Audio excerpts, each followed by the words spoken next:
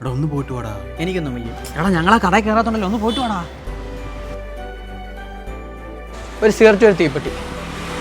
പിന്നെ സീറ്റിലേക്ക് തുടങ്ങിയല്ലേ, കുടുംബത്തിലാർക്കും ഇല്ലായിരുന്നു, നീയായിട്ട് തുടങ്ങിയാൽ തന്നെ നന്നായി. ഒരു സന്തോഷം ഉണ്ടല്ലേ. പോട്ടെ. ശരി. അജീഷ് എന്താ പറഞ്ഞേ? ആദ്യം സിഗരറ്റ് പിടിക്കുന്നുണ്ട് കേട്ടോ. ഓ ഞങ്ങൾ പറഞ്ഞാൽ നിനക്കൂടെ പെരുവിഷായില്ലേ?